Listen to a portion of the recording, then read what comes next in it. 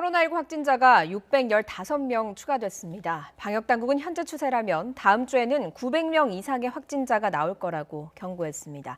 취재기자 연결합니다. 신현준 기자. 네, 신현준입니다. 네, 먼저 오늘 정오 기준 국내 주요 발생 현황이 발표됐죠. 네, 먼저 서울 종로구 음식점 파고다 타운 관련은 36명이 추가 확진돼 누적 112명입니다. 음식점 관련자가 85명, 가족 15명, 나머지 12명은 지인과 동료 등입니다. 서울 동대문구 병원 관련도 17명이 추가돼 누적 확진자가 총 42명입니다. 경기도 양평군 개군면에서는 접촉자 조사 중 28명이 추가돼 총 48명인데 모두 주민들입니다. 울산 남구 요양병원에서는 76명이 추가 확진돼 누적 확진자가 총 92명입니다. 첫 환자를 포함해 요양보호사가 15명, 직원 9명, 환자 68명이 양성 판정을 받았습니다. 새로운 집단 감염도 나오고 있습니다. 서울 성동구 이비인후과에서 지난달 28일 첫 확진 이후 17명이 추가돼 총 18명입니다.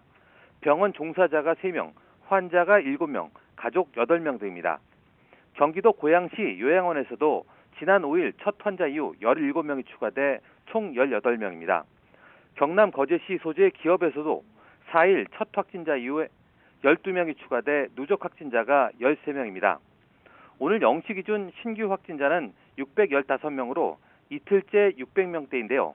감염 경로를 보면 국내 발생이 580명, 해외 유입이 35명입니다.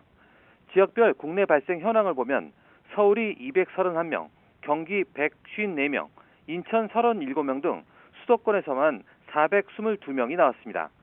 사망자는 4명이 추가돼 누적 549명이고 위중증 환자는 1명이 늘어 모두 126명입니다.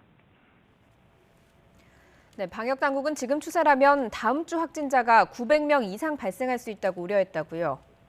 네, 나성홍 중앙방역대책본부 1부본부장이 오늘 정례 브리핑에서 한 말입니다. 현재 감염 재생산 지수는 1.23으로 환자가 계속 증가하는 상황이라는 겁니다.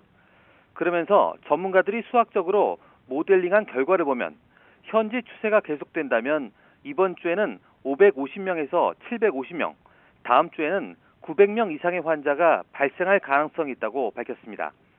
이어 지금은 코로나19가 국내에 유입된 이후 가장 큰 위기로 현재의 유행은 일시적 지역정이 아닌 지속적 전국적인 상황이라고 평가했습니다. 또 사회적 거리두기 강화 이후 이동량이 20% 이상 감소했지만 환자 감소 추세는 뚜렷하지 않다며 수도권 유행 양상은 본격적인 대유행 진입 단계라고 분석했습니다. 그러면서 대유행 진입 시 가장 큰 문제인 병상 확보, 특히 중환자실 확보에 문제가 생기지 않도록 노력하고 있다고 강조했습니다. 방역당국은 또 방역 개선을 위해 3가지 전략을 추진하기로 했는데요.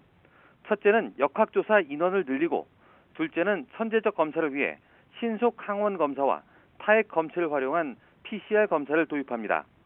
또 수도권 직장인이나 젊은 층이 검사를 신속하게 받을 수 있도록 대규모 드라이브스루 검사소를 설치하는 방안도 추진합니다. 세 번째는 격리 병상의 효율적 사용을 위해 확진자 격리 해제 기준을 조정하기로 했습니다. 지금까지 사회부에서 YTN 신현주입니다.